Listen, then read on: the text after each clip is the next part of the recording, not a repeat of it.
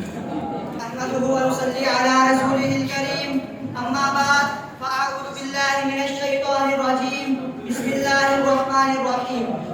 صدر عظیم وقار اور معزز سامعین کرام السلام علیکم. آج مجھے اس موضوع پر جو پیشانی کرنا ہے اسے الفاظ کی پالکی میں مومن ہے تو بے ایک بھی لڑتا ہے سپاہی کے مفہوم میں بٹھاتے ہیں. جناب والا یہ فکرہ دراصل اقبال کے اس شعر کا حصہ ہے. وہ کچھ اس طرح سے ہے: کافر تو شمشیر پہ کرتا ہے بھروسہ، کافر تو شمشیر پہ کرتا ہے بھروسہ، مومن ہے تو بے ایک بھی لڑتا ہے سپاہی. جناب والا وقار اور معزز سامعین کرام ذرا ایک نظر تو لگائیے. رحمت دو عالم صلی اللہ علیہ وسلم درخت کے نیچے محفل استراحت ہے. یہ کافر آتا ہے، ہاتھ میں تلوار تھامتا ہے اور کہتا ہے: اے محمد صلی اللہ علیہ وسلم بتائیے آج آپ کو میرے ہاتھوں سے کون بچائے گا؟ حامی محمد صلی اللہ علیہ وسلم نے یقین محکم کے ساتھ فرمایا: میرا اللہ. عجیب ہے بات اس کا نام ہے کہ وہ کافر تھر تھر کانپنے لگا اور تلوار اس کے ہاتھ سے گر جاتی ہے. دو نیم ان کی ٹھوکر سے صحرا اتریا، دو نیم ان کی ٹھوکر سے صحرا اتریا، سمٹ کر پہاڑ ان کی ہے بسیرائی. دو عالم سے کرتی ہے بیگانہ دل کو، دو عالم سے کرتی ہے بیگانہ دل کو، عجب چیز ہے لذت آشنائی. صدر عزیز وقار آج کی اس محفل میں ان 313 نوجوانوں کو نہ بھول جائیے جنہوں نے ہزار کافروں کو دانتوں تلے چنے چبائے.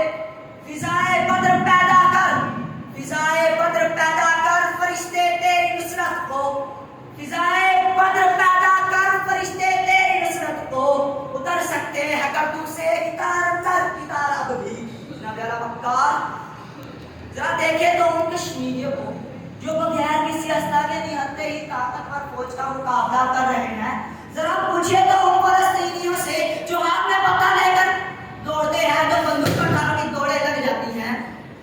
شہادت ہے مطلوب و مقصود مومن، شہادت ہے مطلوب و مقصود مومن، نہ مالے غنیمت نہ کشور کشائی.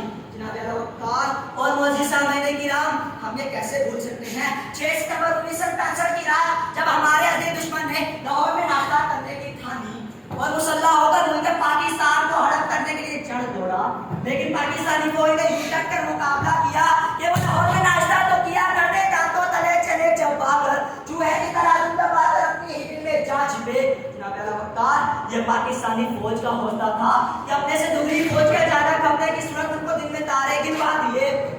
ارادے جن کے پختہ ہو، ارادے جن کے پختہ ہو، نظر جن کی خدا پہ ہو، تنازع خیز موجوں سے وہ گھبرایا نہیں کرتے. جناب اعلیٰ وقار اور معزز سامعین کرام جب انڈیا کے مقام پر جوانوں نے وہ مار ماری کہ ان کے ٹینکوں کا قبرستان بن گیا. صدر عزیز وقار اور معزز سامعین کرام میں اپنی گفتگو کو ان جوانوں کو خراج عقیدت پیش کرتے ہوئے ختم کرتا ہوں جنہوں نے بھارتی فوج کو ان کی اوقات یاد دلائی.